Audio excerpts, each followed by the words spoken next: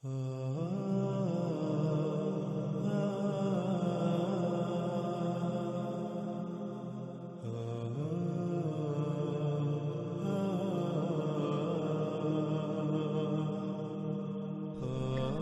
ہمارا موضوع ہے دابۃ الارض یا دابہ من الارض، جس کے بارے میں جو آج تک پھیلایا گیا اور زبان زد عام ہے وہ یہ ہے کہ قیامت سے پہلے زمین سے ایک جانور نکلے گا جو لوگوں سے باتیں کرے گا۔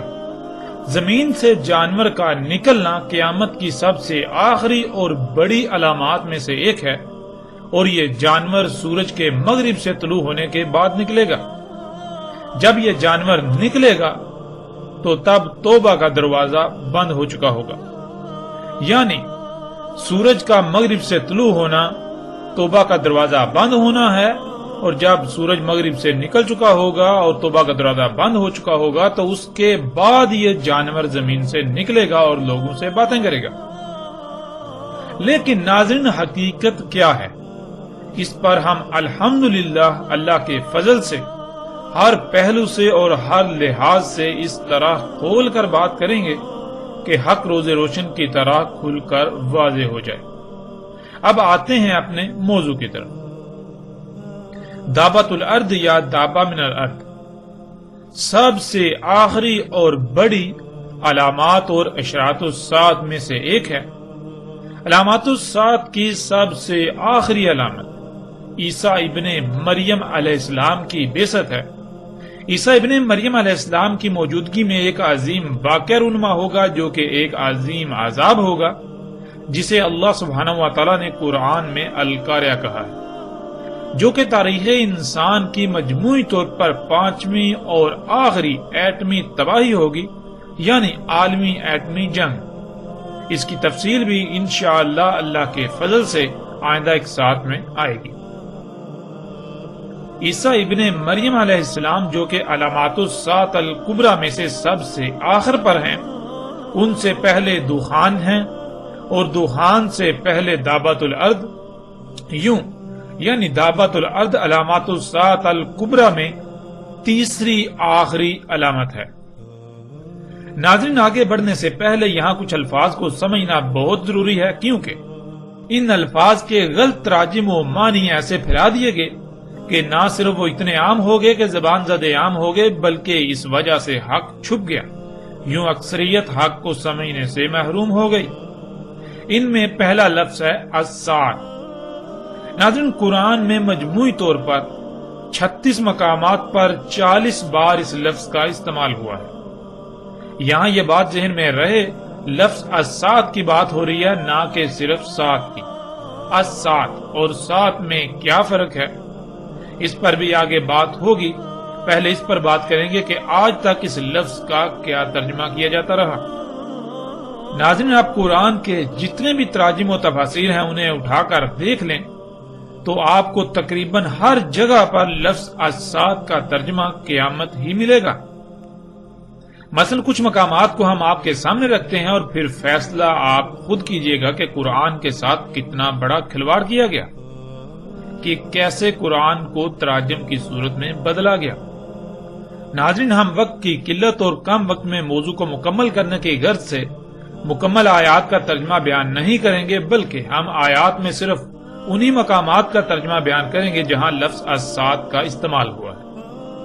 اس وقت آپ سکرین پر دیکھ سکتے ہیں سورہ یوسف آیت نمبر 107، جس میں لفظ الساعۃ کا ذکر ہوا ہے، اور مترجم ہے مفتی محمد نعیم۔ وہ لکھتے ہیں، اور ان پر اچانک قیامت واقع ہو جائے۔ پھر مفتی تقی عثمانی لکھتے ہیں، یا ان پر قیامت اچانک ٹوٹ پڑے۔ امین احسن اصلاحی لکھتے ہیں، کوئی آفت یا قیامت ہی اچانک آدم کے۔ نگہت ہاشمی، یا اچانک ان پر قیامت ہی آ جائے۔ ابو العلا مودودی، یا بے خبری میں قیامت کی گھڑی اچانک ان پر نہ آ جائے۔ احمد رضا خان، یا قیامت ان پر اچانک آ جائے۔ احمد علی، یا اچانک قیامت ان پر آ جائے۔ فتح محمد جالندری، یا ان پر ناگہاں قیامت آ جائے؟ طاہر القادری، یا ان پر اچانک قیامت آ جائے؟ علامہ جوادی، یا اچانک قیامت آ جائے؟ محمد جوناگڑھی، یا ان پر اچانک قیامت ٹوٹ پڑے؟ محمد حسین نجفی، یا اچانک ان کے سامنے اس حال میں قیامت آ جائے؟ محمود الحسن، یا آپ پہنچے قیامت؟ اشرف علی تھانوی، یا ان پر اچانک قیامت آ جاوے؟ اس طرح ناظرین اگلی آیت سورہ نحل کی آیت نمبر 77، مفتی محمد نعیم، اور جہاں تک قیامت کے واقع ہونے کا معاملہ ہے تو وہ پلک جھپکنے جتنا ہے، مفتی تقی عثمانی، اور قیامت کا معاملہ آنکھ جھپکنے سے بھی زیادہ نہیں ہوگا، امین احسن اصلاحی، اور قیامت کا معاملہ بس آنکھ جھپکنے کی طرح یا اس سے بھی جلد تر ہوگا، نگہت ہاشمی، اور قیامت کا معاملہ پلک جھپکنے جیسا ہے، ابو العلا مودودی، اور قیامت کے برپا ہونے کا معاملہ کچھ دیر نہ لے گا، احمد رضا خان، اور قیامت کا معاملہ نہیں مگر جیسے ایک پلک کا مارنا، احمد علی، اور قیامت کا معاملہ تو ایسا ہے جیسا آنکھ کا جھپکنا، فتح محمد جالندری، قیامت کا آنا یوں ہے جیسے آنکھ کا جھپکنا، طاہر القادری، اور قیامت کے بپا ہونے کا واقعہ اس قدر تیزی سے ہوگا جیسے آنکھ کا جھپکنا، محمد جوناگڑھی، اور قیامت کا امر تو ایسا ہی ہے جیسے آنکھ کا جھپکنا، محمد حسین نجفی، اور قیامت کا حکم تو صرف ایک پلک جھپکنے کے برابر یا اس سے بھی قریب تر ہے، محمود الحسن، اور قیامت کا کام تو ایسا ہے جیسے لپک نگاہ کی یا اس سے بھی قریب، اشرف علی تھانوی، اور قیامت کا معاملہ بس ایسا جھٹ پٹ ہوگا جیسے آنکھ کا جھپکنا۔ اس طرح ناظرین سورہ الکہف کی آیت نمبر 36، مفتی محمد نعیم، اور نہ میں یہ خیال کرتا ہوں کہ قیامت برپا ہوگی، مفتی تقی عثمانی، اور میرا یہ خیال ہے کہ قیامت کبھی نہیں آئے گی، امین احسن اصلاحی، اور میں قیامت کے آنے کا بھی گمان نہیں رکھتا، نگہت ہاشمی، اور میں نہیں سمجھتا کہ قیامت بھی قائم ہونے والی ہے، ابو العلا مودودی، اور مجھے توقع نہیں کہ قیامت کی گھڑی کبھی آئے گی، احمد رضا خان، اور میں گمان نہیں کرتا کہ قیامت قائم ہو، احمد علی، اور میں قیامت کو ہونے والی خیال نہیں کرتا، فتح محمد جالندری، اور نہ خیال کرتا ہوں کہ قیامت برپا ہو، طاہر القادری، اور نہ ہی یہ گمان کرتا ہوں کہ قیامت قائم ہوگی، علامہ جوادی، اور میرا گمان بھی نہیں ہے کہ کبھی قیامت قائم ہوگی،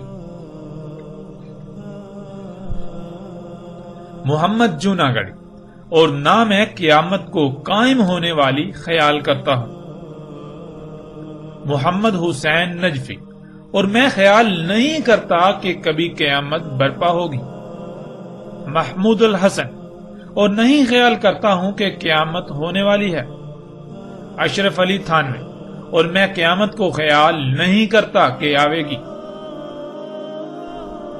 ناظرین ہم نے 14 مترجمین کے تراجم کو آپ کے سامنے رکھا اور آپ نے خود دیکھا کہ تمام کے تمام مترجمین نے لفظ الساعۃ کا ترجمہ قیامت کیا، اور ہم آپ کو پہلے ہی بتا چکے کہ قرآن میں مجموعی طور پر 36 مقامات پر 40 بار اس لفظ یعنی الساعۃ کا ذکر ہوا ہے۔ اور ناظرین آپ تمام کے تمام مقامات کو اٹھا کر دیکھ لیں، آپ کو ان تمام کے تمام مترجمین کا ترجمہ یہی ملے گا، یعنی الساعۃ کا ترجمہ قیامت ہی ملے گا۔ اب ناظرین سوال یہ پیدا ہوتا ہے کہ اگر لفظ الساعۃ کا معنی قیامت ہی تھا، یا اس سے مراد قیامت ہی تھا تو پھر کیا اللہ سبحانہ و تعالیٰ کو اس کا علم نہ تھا کہ یہاں قیامت کا ذکر کرنا مقصود ہے، لیکن اللہ سبحانہ و تعالیٰ یہاں لفظ الساعۃ کا استعمال کر رہا ہے؟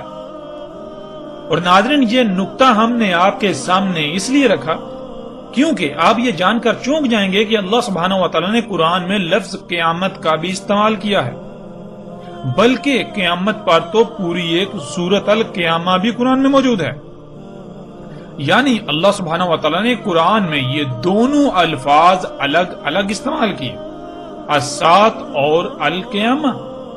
اور ناظرین، آپ قرآن میں تلاش کر سکتے ہیں، آپ کو لفظ القیامہ قرآن میں متعدد مقامات پر ملے گا۔ جبکہ دونوں الگ الگ الفاظ ہیں تو پھر ایسا کیوں کیا گیا کہ ان دونوں کے معنی ایک ہی بنا دیے گئے، ان دونوں کا ایک ہی ترجمہ کر دیا گیا؟ لفظ الساعۃ کا بھی ترجمہ قیامت اور قیامہ کا ترجمہ بھی قیامت۔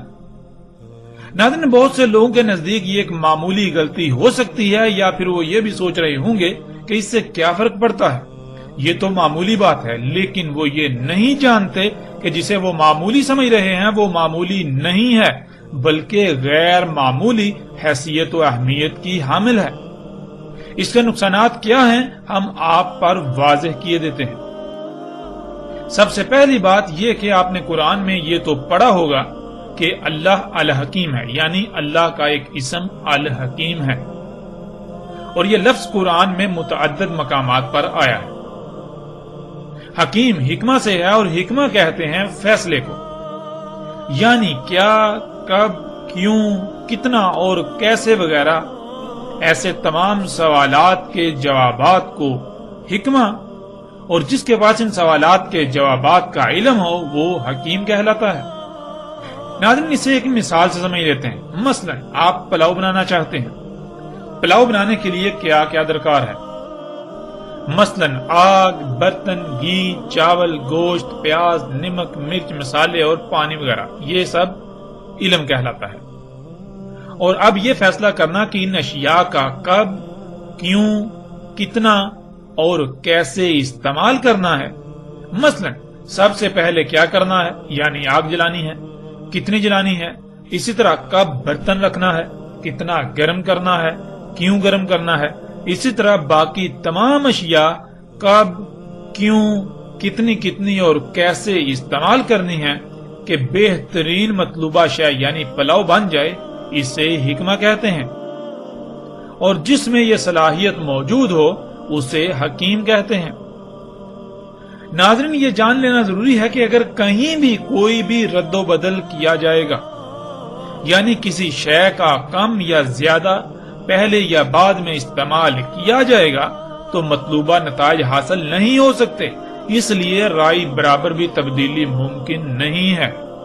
اب آپ قرآن میں دیکھیں کہ اللہ سبحانہ و تعالیٰ نے یہ لفظ کہاں کہاں استعمال کیا، تو آپ پر واضح ہو جائے گا کہ اللہ سبحانہ و تعالیٰ نے خود کو العلیم الحکیم کہا، الحکیم کو العلیم کے ساتھ استعمال کیا۔ تو ناظرین، سوال یہ پیدا ہوتا ہے کہ آخر کیوں؟ تو اس کا جواب یہ ہے کہ اللہ العلیم ہے، نہ صرف العلیم ہے بلکہ وہ الحکیم بھی ہے، یعنی اس علم کا کب، کہاں، کیوں، کتنا اور کیسے استعمال کرنا اللہ میں یہ صلاحیت موجود ہے، یہ ہے الحکیم ہونا۔ اور پھر اللہ نے نہ صرف خود کو الحکیم کہا بلکہ اللہ سبحانہ و تعالیٰ نے خود کو العزیز الحکیم کہا، جیسا کہ آپ آیات میں دیکھ سکتے ہیں۔ العزیز الحکیم یعنی ایسا حکیم کہ ایک رائی برابر بھی اس کی حکمت میں شائبہ نہیں۔ مطلب یہ کہ وہ جس شے کا بھی استعمال کرتا ہے، وہ جو بھی کام کرتا ہے تو اس میں خامی و خرابی کا تصور تک بھی نہیں کیا جا سکتا۔ وہ جو بھی کہتا ہے، وہ جو بھی کرتا ہے، بالکل ویسا ہی کرتا ہے کہ اس میں تبدیلی کا کوئی تصور تک نہیں کیا جا سکتا۔ یعنی اگر اس نے کوئی لفظ استعمال کیا ہے اور اس کے برعکس قرآن میں بالکل اس سے ملتا جلتا لفظ استعمال ہوتا ہے، لیکن ان دونوں میں ایک باریک سا فرق ہے، تو اس فرق کو ضرور مد نظر رکھا جائے گا۔ کیونکہ اگر اس فرق کو مد نظر نہ رکھا تو یہ اللہ کے الحکیم ہونے کا کفر ہوگا۔ اللہ سبحانہ و تعالیٰ نے وہ فرق اسی لیے رکھا کیونکہ وہاں وہ فرق رکھنا لازم تھا۔ یہ ہے اللہ کا الحکیم ہونا۔ اب اگر کوئی شخص قرآن میں ایسے فرق کو نظر انداز کرتا ہے تو وہ اللہ کے الحکیم ہونے کا انکار کرتا ہے۔ اللہ سبحانہ و تعالیٰ نے وہاں وہ فرق اسی لیے رکھا کیونکہ وہاں بالکل ویسا ہی لفظ آ سکتا تھا، وہاں بالکل ویسی ہی بات کرنا مقصود تھی، اس میں رائے برابر بھی تبدیلی نہیں کی جا سکتی۔ اب ناظرین، جب کہ آپ جان چکے ہیں کہ اللہ نہ صرف الحکیم ہے بلکہ العلیم الحکیم ہے، اور پھر نہ صرف العلیم الحکیم بلکہ العزیز العلیم الحکیم، جب اللہ الحکیم ہے، نہ صرف الحکیم بلکہ العزیز الحکیم، تو پھر یہ کیسے ممکن ہے کہ اس کا کام، اس کا کلام الحکیم نہ ہو؟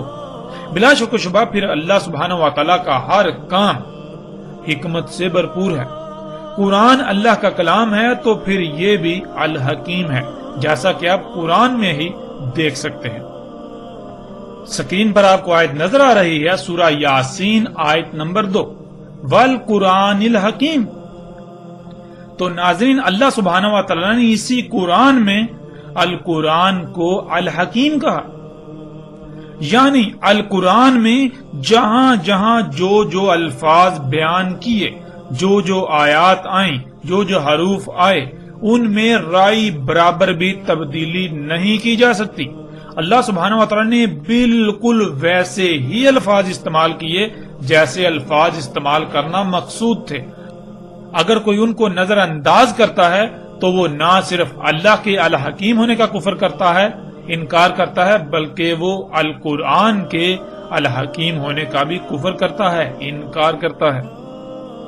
ناظرین، اب آپ خود غور کریں کہ جب اللہ العزیز الحکیم ہے تو پھر اس کا ہر کام بھی عزیز الحکیم ہے، اس کا کلام قرآن بھی عزیز الحکیم ہے، تو پھر یہ کیسے ہو سکتا ہے کہ اللہ لفظ الساعت کا استعمال کرے اور اللہ کے علاوہ دوسرے الساعت کو القیامہ بنا دیں؟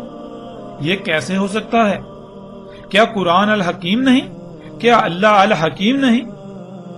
ناظرین، اگر قرآن میں قیامہ لفظ موجود نہ ہوتا تو کہا جا سکتا تھا کہ الساعت کا ترجمہ القیامہ ہی ہے، لیکن جب لفظ القیامہ بھی قرآن میں موجود ہے تو پھر ایسے لوگوں کو کس نے یہ اختیار دیا کہ وہ الساعت لفظ کو بدل دیں؟ ان کو یہ کس نے اختیار دیا کہ وہ قرآن کے الحکیم ہونے کا کفر کر دیں؟ ان کو کس نے یہ اختیار دیا کہ وہ اللہ کے الحکیم ہونے کا کفر کر دیں؟ اللہ سبحانہ و تعالی لفظ الساعت استعمال کر رہا ہے اور یہ اس لفظ کو القیامہ سے بدل رہے ہیں۔ آخر ان لوگوں کو یہ اختیار کس نے دیا؟ کیا یہ قرآن کے ساتھ کھلواڑ نہیں ہے؟ کیا یہ انتہائی غیر معمولی غیر ذمہ داری کا مظاہرہ نہیں ہے؟ ناظرین، کیا آپ جانتے ہیں ایسا کرنا انسان کا یہ عملاً اس بات کا اقرار ہوتا ہے، اس کا عملاً یہ دعویٰ ہوتا ہے کہ اللہ الحکیم نہیں، اس کا کلام قرآن الحکیم نہیں ہے۔ جن جن لوگوں نے ایسا کیا انہوں نے عملاً اس بات کا اقرار کیا، عملاً اس بات کا دعویٰ کیا کہ اللہ الحکیم نہیں ہے، اللہ کا کلام قرآن الحکیم نہیں ہے۔ تو ناظرین، یہ ہے پہلا بڑا نقصان اس غلطی کا۔ یہ نقصان کتنا شدید ہے یہ آپ اس وقت ہی جان سکیں گے جب آپ اس کی گہرائیوں میں جائیں گے، اس میں غور و فکر کریں گے۔ اور ناظرین، اس کا دوسرا اور انتہائی تباہ کن نقصان یہ ہے کہ قیامت اللہ سبحانہ و تعالیٰ لائے گا، یعنی قیامت اللہ سبحانہ و تعالیٰ لائے گا، لیکن الساعت انسانوں کے اپنے ہی ہاتھوں سے کیے ہوئے اعمال کا بیانت نتیجہ ہوگا جس سے وہ دوچار ہوں گے۔ جب الساعت کو قیامت قرار دیا جاتا ہے تو پھر ہر شخص کے ذہن میں یہی بات ہوتی ہے کہ قیامت تو اللہ خود لائے گا، اس میں انسانوں کا کوئی عمل دخل نہیں۔ لیکن ناظرین، حقیقت یہ ہے کہ ایسا کہنا اللہ سبحانہ و تعالیٰ پر بہتان عظیم ہے، ایسا بہتان کہ آپ تصور بھی نہیں کر سکتے کہ اللہ اس بہتان پر کتنا غضبناک ہوتا ہے اور اس بہتان سے کائنات میں تباہ کن نقصانات کا دروازہ کھل جاتا ہے۔ ناظرین، اس سے پہلے کہ ہم آگے بڑھیں دعوت الارض کے موضوع پر بات کرنے کے لیے باقی الفاظ کی طرف، ہم یہ جان لیں کہ السات کیا ہے۔ ناظرین، اس میں اصل لفظ سات ہے اور سات کے شروع میں الف لام کا اضافہ ہے۔ سات کسے کہتے ہیں؟ اسے ایک مثال سے سمجھ لیتے ہیں۔ مثلا ناظرین، آپ کی کوئی شے خراب ہوگی اور آپ اسے مستری کے پاس لے کر جاتے ہیں۔ آپ مستری کو کہتے ہیں کہ اسے ٹھیک کر دو، تو مستری کہتا ہے ٹھیک کر دوں گا، لیکن اس کے لیے اتنی قیمت اور اتنا وقت درکار ہے، یعنی یہ فلاں وقت پر بالکل ٹھیک ہو جائے گی۔ آپ کہتے ہیں ٹھیک ہے، میں اس وقت اسے لینے آ جاؤں گا، نہ ہی اس سے پہلے اور نہ ہی اس سے تھوڑا لیٹ ہوں گا۔ تو ناظرین، وہ وقت جو اس مستری نے واضح کیا اسے عربی میں سات کہتے ہیں۔ مثلا جیسے کہ کھانا کب تک بن جائے گا، آگے سے جواب آتا ہے جی کھانا فلاں وقت تک بن جائے گا، تو کھانا جس وقت تیار ہو جائے گا وہ وقت سات کہلائے گا۔ ایسے ہی آپ درجنوں مثالیں لے سکتے ہیں۔ جیسے کوئی شخص ایسا کام کر رہا ہو جس کا نتیجہ تباہ کن ہو، آپ اسے پہلے ہی اس انجام سے متنبہ کر دیں کہ دیکھو یہ نہ کرو ورنہ وہ وقت آ جائے گا کہ تمہیں شدید ترین تباہی یا نقصان سے دوچار ہونا پڑے گا۔ تو وہ وقت جب اس تباہی کا آنا ہے جس سے آپ نے متنبہ کیا وہ سات کہلائے گا۔ اب ناظرین آتے ہیں لفظ السات کی طرف۔ سات کا تو آپ جان چکے، اور جب بھی عربی میں کسی لفظ کے ساتھ اس کے شروع میں الف لام کا اضافہ کیا جاتا ہے تو وہ بالکل ایسے ہی ہوتا ہے جیسے انگلش میں کسی شے کے ساتھ دی یا دا لگایا جاتا ہے، یعنی کسی شے کو اسپیسیفائی کرنے کے لیے، مخصوص کرنے کے لیے۔ السات، سات کے ساتھ الف لام، یعنی کوئی مخصوص وقت ہے جس کا ذکر کیا جا رہا ہے، کوئی مخصوص گھڑی۔ اور وہ السات یعنی مخصوص وقت کیا ہے، اس کا اللہ سبحانہ و تعالیٰ نے قرآن میں جگہ جگہ تفصیل کے ساتھ ذکر کیا۔ اس پر تفصیل کے ساتھ آئندہ الگ موضوع کے تحت بات ہوگی، لیکن یہاں ہم مختصراً بیان کرتے ہوئے آگے بڑھیں گے۔ ناظرین، اللہ سبحانہ و تعالیٰ نے قرآن میں یہ بالکل واضح کر دیا کہ اللہ نے زمین و آسمانوں میں میزان وضع کیا۔ میزان یعنی توازن قائم کیا۔ آپ اپنی ہی ذات میں غور و فکر کریں تو آپ پر واضح ہو جائے گا کہ کیسے آپ کے جسم میں ایک بہترین توازن قائم ہے۔ جب تک یہ توازن برقرار رہتا ہے تو جسم بالکل ٹھیک رہتا ہے، اور جیسے ہی اس توازن میں بگاڑ آتا ہے تو جسم میں خرابیاں ظاہر ہوتی ہیں جنہیں بیماریوں کا نام دیا جاتا ہے۔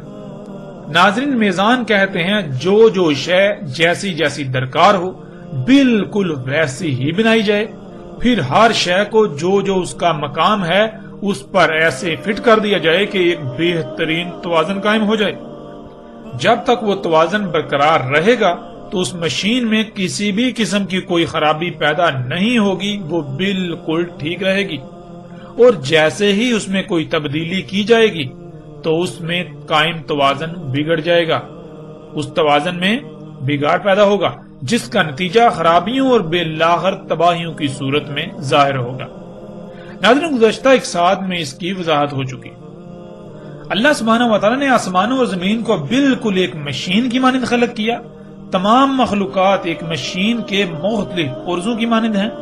جیسے ایک مشین میں تمام پرزے جب تک اپنے اپنے مقام پر رہتے ہوئے اپنی اپنی ذمہ داری پوری کریں گے تو وہ مشین بالکل ٹھیک رہے گی، بالکل ایسے ہی اللہ سبحانہ و تعالیٰ نے زمین اور آسمانوں میں لاتعداد مخلوقات کو خلق کر کے ان کے مقامات پر لگا دیا تاکہ وہ اپنی اپنی ذمہ داری پوری کریں، جس سے وضع کردہ توازن برقرار رہے۔ اللہ سبحانہ و تعالیٰ نے کہا تھا کہ اس نے پہاڑوں سے زمین کا توازن قائم کیا، اور سختی کے ساتھ کہا تھا کہ اللہ کی خلق میں تبدیلی نہ کرنا، اللہ کی خلق میں چھیڑ چھاڑ نہ کرنا، اللہ کی خلق میں فطرت میں مداخلت نہ کرنا، کیونکہ اللہ نے اپنی خلق میں تبدیلی کی گنجائش رکھی ہی نہیں ہے۔ اگر اللہ کی خلق میں تبدیلی کی جائے گی تو پھر اس میں بگاڑ پیدا ہوگا جس کا نتیجہ تباہیوں کی صورت میں سامنے آئے گا۔ ایسے ہی زمین کی مخلوقات ہوں، پھل پھول سبزیوں سمیت تمام کا تمام رزق ہو، ہواؤں اور بادلوں کا نظام ہو، زمین و آسمان میں لاتعداد چھپی ہوئی مخلوقات ہوں، ان میں چھیڑ چھاڑ کرنے، ان میں مداخلت کرنے، ان کے پیچھے پڑنے سے منع کیا، ان میں کسی بھی قسم کی تبدیلی کرنے سے منع کیا تھا، ورنہ اگر ان میں چھیڑ چھاڑ کی جائے گی تو ان میں بگاڑ پیدا ہوگا، اور پھر نتیجتاً طرح طرح کی بیماریوں، مصیبتوں، تکلیفوں، زلزلوں، سیلابوں، طوفانوں اور تباہیوں کا سامنا کرنا پڑے گا۔ ناظرین، آپ خود غور کریں کہ آپ کا جسم زمین کے عناصر سے بنا ہے، اور وہ زمین کے عناصر آپ کے جسم کی ضرورت ہوتے ہیں، جن کو آپ بطور خوراک اپنے جسم کو فراہم کرتے ہیں۔ ان کی مقدار، ان کا معیار، یہ سب کون طے کرے گا؟ ظاہر ہے وہی جو ان کا خالق ہے، جو اس جسم کا خالق ہے، اور اگر ان کے معیار میں، ان کی مقدار میں کسی بھی قسم کی تبدیلی کی جائے گی تو کیا جسم میں توازن برقرار رہے گا؟ سوال ہی پیدا نہیں ہوتا۔ جسم میں قائم توازن بگڑ جائے گا۔ جب جسم میں موجود لاتعداد مخلوقات کو ان کی ضروریات کی مقدار کم یا زیادہ ہوگی، معیار برقرار نہیں رہے گا، تو پھر ظاہر ہے جسم میں وہ مخلوقات متاثر ہوں گی، جس سے جسم میں قائم توازن بگڑ جائے گا، جس کا اظہار بیماریوں کی صورت میں ہوگا۔ اب اگر ان بیماریوں یعنی جسم میں ہونے والی خرابیوں کو دور نہیں کیا جائے گا تو پھر ظاہر ہے ایک وقت ایسا آئے گا جب جسم موت کا شکار ہو جائے گا، یعنی آخری بڑی تباہی کا شکار ہوگا۔ ایسے ہی ناظرین، جب زمینوں آسمانوں میں ترقی کے نام پر چھیڑ چھاڑ کی جائے گی، ان میں فساد کیا جائے گا، پہاڑوں کو کاٹ کاٹ کر زمین کا توازن بگاڑ دیا جائے گا، تو کیا زلزلے نہیں آئیں گے؟ رزق میں زیادہ اور جلد پیداوار کے حصول کے لالچ میں چھیڑ چھاڑ کی جائے گی، اس میں جنیاتی تبدیلیاں کی جائیں گی، تو کیا اس رزق کا استعمال کرنے والے انسان ہوں یا باقی جاندار، کیا ان کے اجسام میں اللہ کے وضع کردہ میزان میں خسارہ نہیں ہوگا اور نتیجتاً بیماریوں کا شکار نہیں ہوں گے، مفلوج نہیں ہوں گے؟ زمین میں قدرتی وسائل کے حصول کے نام پر زمین کا خون نکالا جائے گا، زمین سے وہ عناصر نکالے جائیں گے جن کے بغیر زمین ناکارہ ہو جائے، تو پھر کیا زمین میں بگاڑ نہیں ہوگا؟ زمین جگہ جگہ سے دنسے گی نہیں؟ بادلوں میں ہواؤں کے نظام میں چھیڑ چھاڑ کی جائے گی تو کیا بادلوں کا نظام ٹھیک رہے گا؟ اس میں قائم توازن نہیں بگڑے گا اور نتیجتاً طوفان، آندیاں اور سیلاب نہیں آئیں گے؟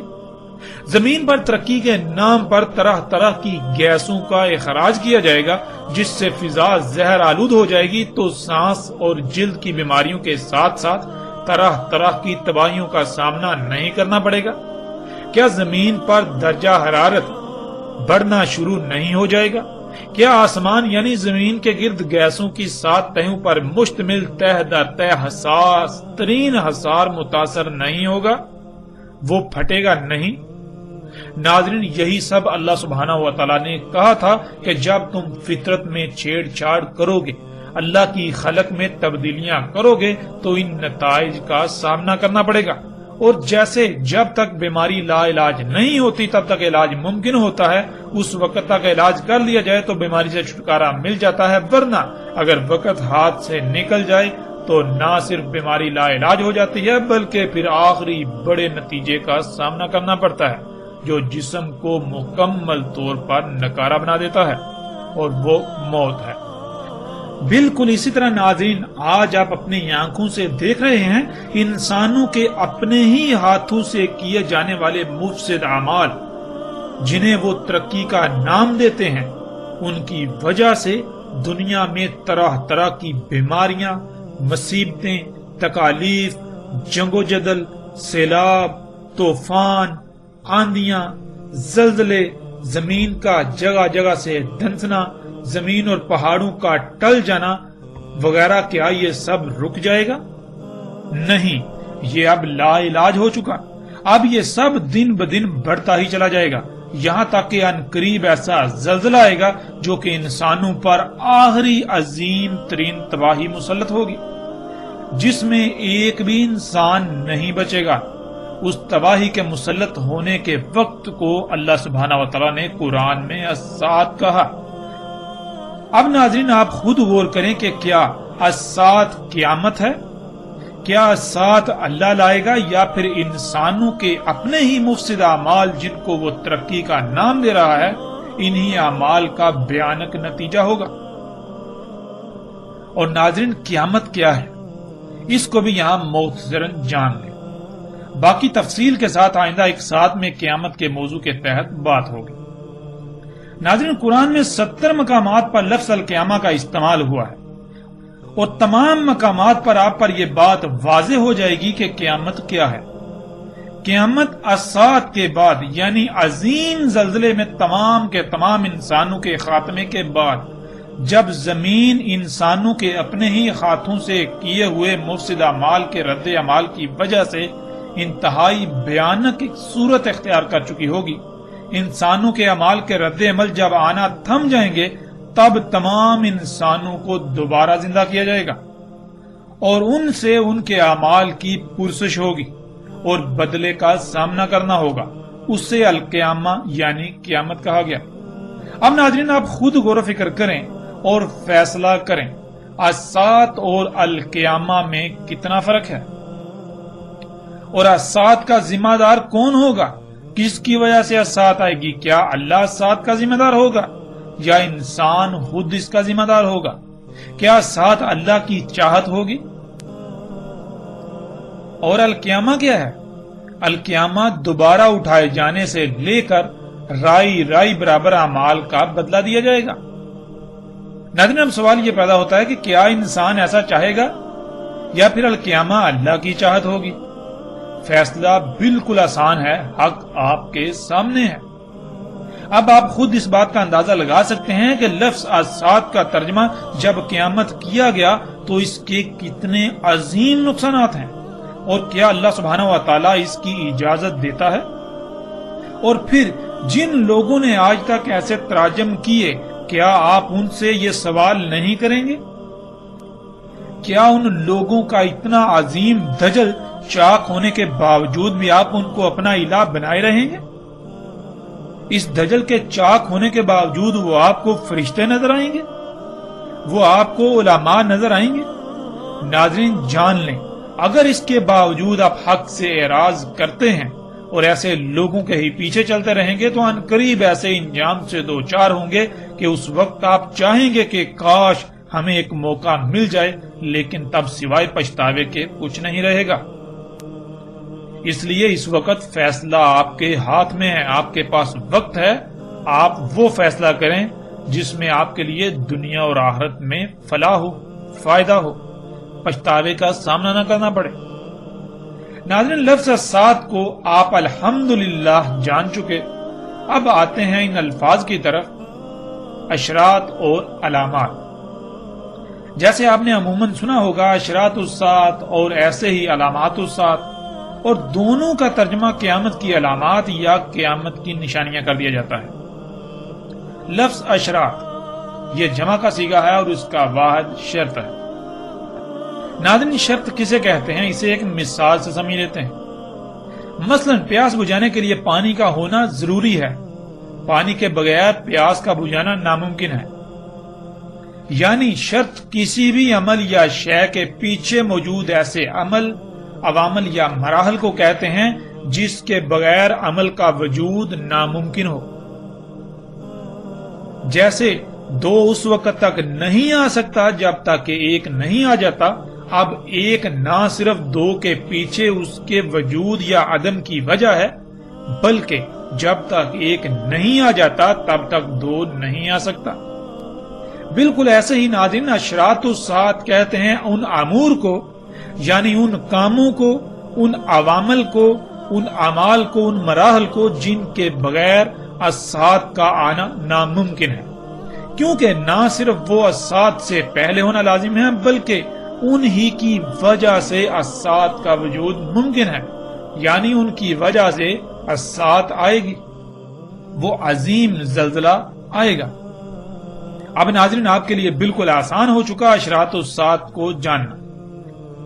آپ خود غور کریں کہ وہ کون سے امور ہیں، وہ کون سے عوامل ہیں، وہ کون سے مراحل ہیں جن کی وجہ سے الساعت آئے گی، یعنی عظیم زلزلے کی صورت میں ایسی تباہی کہ کوئی ایک بھی انسان اس سے نہیں بچ سکے گا۔ ناظرین، اب آتے ہیں علامات الساعت کی طرف، یعنی لفظ علامات کی طرف۔ علامات ان امور، ان عوامل، ان مراحل وغیرہ کو کہا جاتا ہے جو اپنے بعد کسی کے وجود میں آنے کا علم دے رہے ہوں، یعنی جو اپنے بعد آنے والے کا اظہار کر رہے ہوں۔ جیسے اگر آپ کے سامنے ایک لکھا جائے تو ایک اپنے بعد آنے والے کا علم ہوتا ہے، یعنی ایک کے بعد دو آئے گا۔ ایسے ہی ناظرین، مثال کے طور پر اگر کوئی شخص اینٹیں، سیمنٹ، بجری، سریا اور ریت وغیرہ خرید رہا ہو تو یہ عوامل اس بات کا علم دے رہے ہوتے ہیں کہ کسی عمارت کی تعمیر ہونے والی ہے، یا تعمیر ہو رہی ہے، یا پھر عنقریب تعمیر ہو جائے گی۔ یعنی علامات ان عوامل، امور یا مراحل وغیرہ کو کہا جاتا ہے جو مستقبل قریب یا بعید میں آنے والے کا علم دے رہے ہوں۔ اب ناظرین غور کریں، آج جو زلزلے آ رہے ہیں، جن وجوہات کی بنا پر یہ زلزلے آ رہے ہیں، اگر ان وجوہات کو دور نہیں کیا جائے گا، ان کی اصلاح نہیں کی جائے گی، تو پھر کیا یہ زلزلے رک جائیں گے؟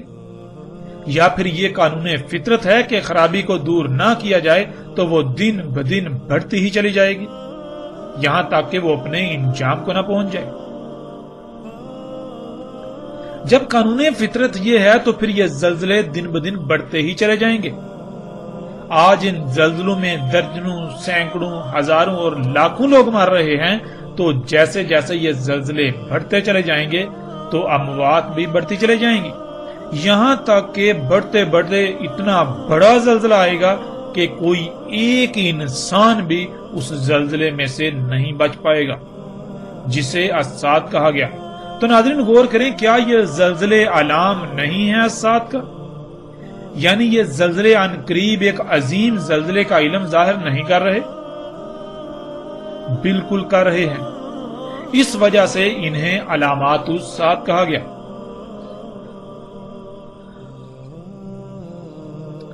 ناظرین اب آتے ہیں ہم اپنے موضوع کی طرف۔ ہمارا موضوع ہے دابۃ الارض یا دابہ من الارض، جو کہ ہم پیچھے بات کر چکے ہیں کہ دابۃ الارض یا دابہ من الارض کے بارے میں آج تک جو زبان زد عام ہے، جو پھیلا دیا گیا، وہ یہ ہے کہ قیامت کی آخری اور سب سے بڑی علامات میں سے ایک زمین سے جانور کا نکلنا، اور وہ جانور انسانوں سے باتیں کرے گا، اور وہ جانور اس وقت نکلے گا جب سورج مغرب سے طلوع ہو چکا ہوگا اور توبہ کا دروازہ بند ہو چکا ہوگا۔ سورج مغرب سے طلوع ہونے کے بعد، توبہ کا دروازہ بند ہونے کے بعد وہ جانور نکلے گا۔ اب حقیقت کیا ہے، ہم آتے ہیں اس طرف۔ ناظرین دابۃ الارض کے معنی ہے ارض کا دابہ، اور دابہ من الارض کے معنی ہے ارض سے دابہ، یعنی وہ دابہ جو ارض سے بنے گا، ارض سے وجود میں آئے گا۔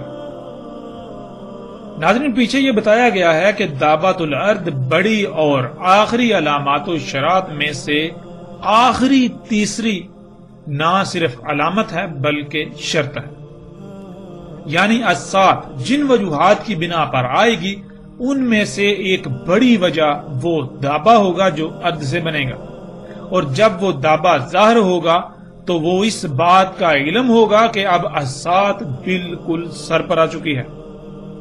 یہ بات پھر سے جان لیں اور اسے اپنے ذہن میں بٹھا لیں کہ دابۃ الارض اشراط الساعت میں سے ہے، یعنی ان عوامل، ان امور، ان مراحل میں سے ایک ہے جن کی وجہ سے الساعت آئے گی۔ اگر آپ نے اس نقطے کو جان لیا تو نہ صرف آپ دابۃ الارض کو بآسانی سمجھ سکیں گے بلکہ مزید ایسے ایسے حقائق آپ پر کھل جائیں گے جن کا اس سے پہلے آپ کے لیے تصور کرنا بھی محال تھا۔ سب سے پہلے ہم ان الفاظ کو جان لیتے ہیں، لفظ دابہ اور ارض۔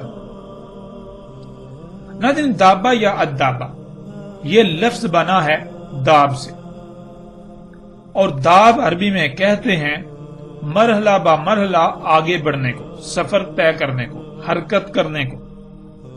یعنی اگر آپ زمین میں دیکھیں تو آپ کو مخلوقات کی ایک کثیر تعداد ایسی ملے گی جو خود بخود حرکت نہیں کرتی، یعنی ساکت مخلوقات۔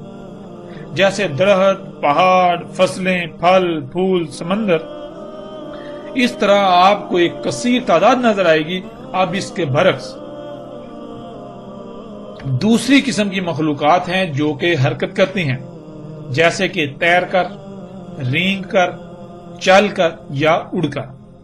تو ناظرین، یہ جتنی بھی حرکت کرنے والی مخلوقات ہیں انہیں دابہ کہا جاتا ہے، یعنی حرکت کرنے والی مخلوقات، مرحلہ با مرحلہ، سٹیپ بائی سٹیپ آگے بڑھنے والی مخلوقات، مرحلہ با مرحلہ، سٹیپ بائی سٹیپ سفر طے کرنے والی مخلوقات۔